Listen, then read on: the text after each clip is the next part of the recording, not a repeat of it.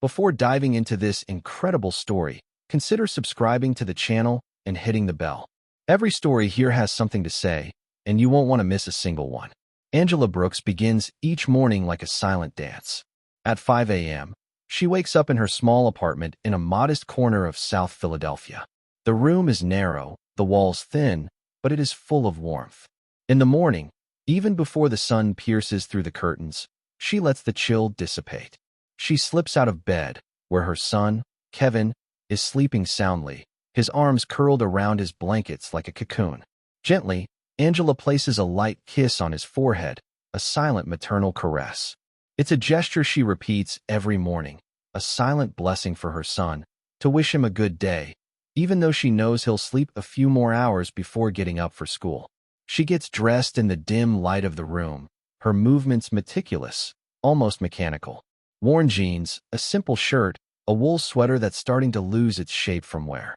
She ties her hair into a messy bun, fatigue visible on her face, but she maintains that quiet, almost invisible energy that gets her through each day. She doesn't have time to think. The hours pass quickly, and she has to be at work before dawn, because the reality of life as a waitress is harsh. Every minute counts, every penny too. She takes a crowded bus, the journey seeming to last forever, but it's never the journey that matters to her. She knows that what awaits her when she arrives is another day of hard work in a small cafe in the city center, the Liberty Bean. This cafe has been his refuge for 10 years. It is a modest place, with a calm and cozy atmosphere, a place where people come for a cup of coffee and a little comfort. Liberty Bean, it's not a luxurious place, but it's familiar. It has a certain warmth, a scent of hazelnuts and warm milk floating in the air. For Angela, it's more than just a workplace. It's her sanctuary. When she finally arrives, the morning light filters through the windows, casting soft shadows on the rough wooden tables. The cafe is still empty. The light breeze from the air conditioning flutters the curtains slightly. She knows the day won't begin until the regulars arrive, but this quiet moment is precious. She ties her apron, checks the espresso machine, and cleans the surfaces meticulously. Each movement is imbued with the respectful slowness she brings to her work. She breathes deeply, taking in the scent of freshly ground coffee. It gives her a brief respite before the doors open. Then, just like every day, the first traces of outside light illuminate the threshold. It is 7:24 a.m. when the strange man enters. The sound of the door slamming lightly echoes in the empty space. He stands there, silent. His clothes are worn, his coat too big for his fragile frame. His shoes, an old pair of boots, are torn and covered in mud. His white hair is tangled, giving the impression that he hasn't combed his hair in days. He is in no hurry, walks slowly, and seems to be looking for a place to sit. He finally chooses a corner of the room, where the shadows are longer and where other customers don't venture. Angela notices him immediately. There's something in his gaze, a kind of desperate calm, a silent isolation that's not foreign to her. She could leave him alone, as so many others would have done, but something compels her to approach. She doesn't know why. Perhaps it's that lost gaze that reminds her of so much. Perhaps because she knows what it's like to feel invisible, to slowly fade into the recesses of life. "Good morning, sir," she said to him in a soft voice. "Would you like some coffee to warm you up?" The man slowly looks up at her, surprised, as if he's unaccustomed to this kind of attention. He seems to be searching for an answer, weighing his words carefully. I don't have any money," he said, almost ashamed, his eyes lowered, a trembling hand clutched around his coat. Angela smiles softly, a smile that carries all her understanding, her lack of judgment. "Don't worry. It's for me.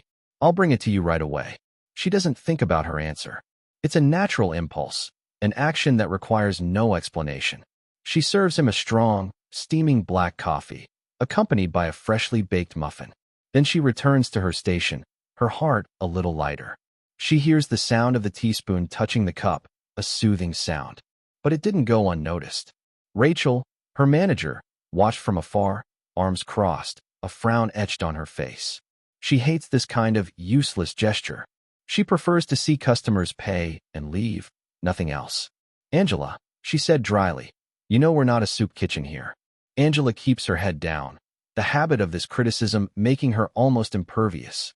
"He's just a cold man." she replies calmly, wiping the counter. She doesn't even try to justify herself. She knows Rachel will never understand. She's seen too many people cast their disdainful glances at those who can't pay, too many cruel judgments. But she, Angela, was the one with nothing and yet received attention far more precious than money. Days pass. The old man returns, day after day, as discreet as ever. He sits in his corner, coffee and muffin in hand. But this time he's no longer a simple stranger. Every morning, Angela greets him as if he were an old acquaintance. She never asks questions. She doesn't know why, but something in his eyes prevents her from wanting to dig deeper. She senses he has his own story, a story he doesn't want to tell, and she respects him for it. He talks to her sometimes. Not much, but enough so that Angela's curiosity doesn't become intrusive.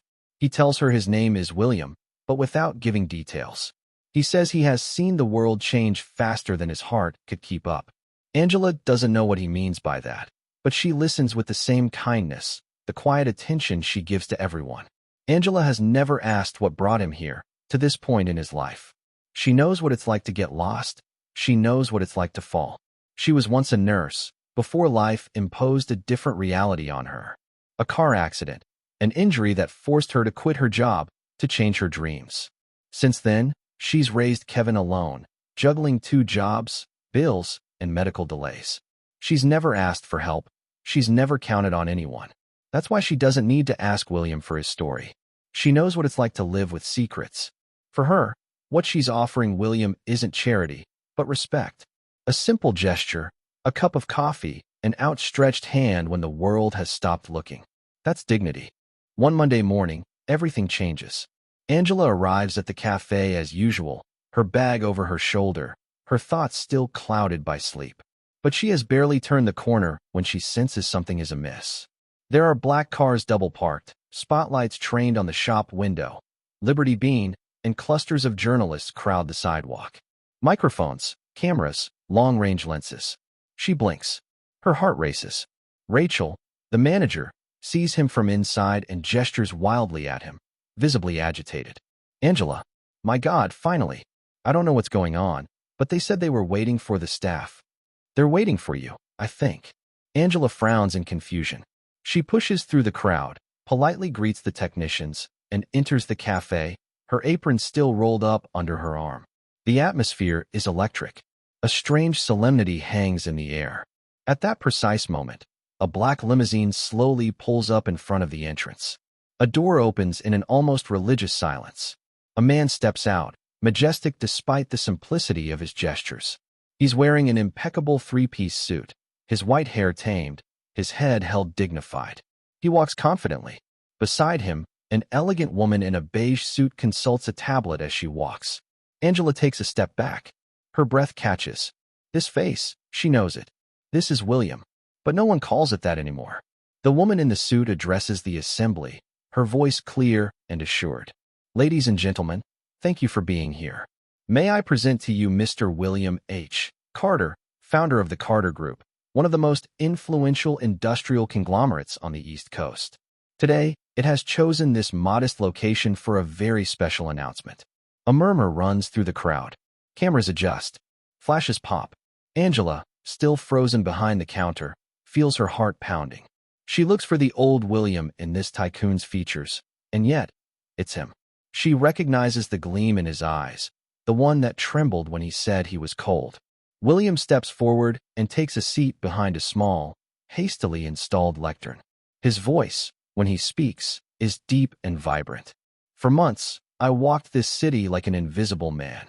I slept under bridges. I saw glances that turned away, doors that closed. I saw indifference, fear, contempt. But every morning in that cafe, a woman looked at me like a human being. She never asked me where I came from or what I had lost. She served me hot coffee and a sincere smile, as if I were a person. He pauses. The reporters hold their breath. Angela Brooks. He turns to her. Everyone else looks at her too. You restored my faith in humanity.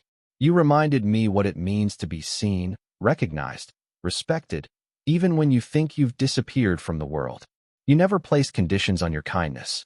It's this kind of humanity that our society has too often forgotten.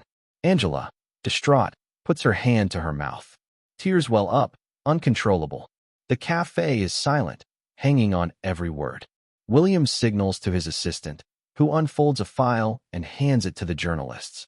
Today, I announce the creation of the Brooks Foundation, a $25 million fund dedicated to single mothers, disadvantaged young artists, and former essential workers who, like Angela, carry this country on their shoulders without ever receiving recognition. Thunderous applause erupts from outside, echoed by the screens. But William isn't finished. And this coffee, Liberty Bean, I bought it back last week. From today, Angela, it's yours. You're free to do with it as you wish. May this place be a sanctuary for those who give selflessly, as you did for me. Angela swayed slightly. Rachel grabbed her arm, also crying. All the employees looked at her with admiration. Reporters approached, but backed away when they saw her emotion. William steps down from the lectern and approaches. Slowly, when he reaches Angela, he extends his hand, then gently embraces her. "Thank you," he said simply in a low voice. "You saved me." And in this embrace, amidst the cameras and spotlights, we sense what no fortune can buy: pure gratitude. Humanity rediscovered. The news is making its way around the country. Social media is ablaze, and news channels are broadcasting the story of Angela Brooks and William Carter. Her simple gesture, offering a coffee to a homeless man, has become a symbol of humanity in an often cold and divided world. People everywhere are talking about the waitress who transformed an ordinary encounter into a lesson in kindness. Television shows are featuring her, magazines are publishing her story, and schools are holding her up as a role model. Yet Angela remains grounded in her reality. She seeks neither fame nor glory. Her coffee, the Liberty Bean, continues to open its doors every morning as before, with the same smell of freshly ground coffee, the same discreet whir of the machines, and the same quiet corner where William sits, a peaceful smile on his lips. Angela refuses to transform the Liberty Bean media attraction. "This place," she said, "is not a museum, it's not a show. It's a refuge." She uses some of the funds William entrusted her to hire people who, like him, once experienced the streets. Formerly homeless people rejected by society, find stable employment behind the counter. She offers them more than a job, a new opportunity, a place where they are valued and respected. Regular customers, those who have been coming to the cafe for years, are surprised at first, some even wary. But they quickly understand that this change is a rebirth. Liberty Bean becomes a place where every person, regardless of their background or condition, can find a warm welcome. Meanwhile, Angela's son, Kevin, grew up surrounded by this atmosphere of resilience and hope. A lifelong art enthusiast, he received a full scholarship to attend a prestigious art school in New York City. Proud but humble, Kevin devoted some of his free time to creating a mural on the exterior wall of the Liberty Bean. This mural is a vibrant work.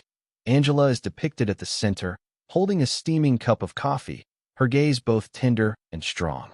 Around her, a mosaic of faces depicts Philadelphia's diversity: laughing children, wise elders, men and women of all backgrounds, smiles exchanged between rich and poor.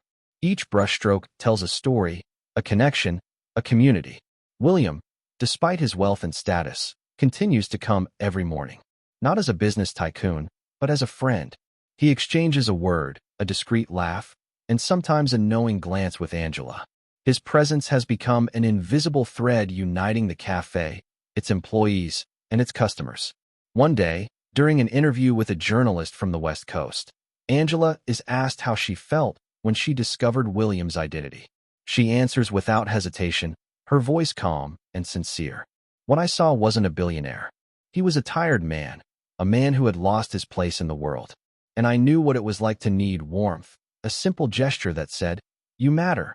She pauses, looks around at the familiar faces in the cafe, the smiles exchanged, the outstretched hands. "I just did what I was taught, to be human." Then, her eyes shining with quiet faith, she adds, "It wasn't just a coffee. It was an act of faith,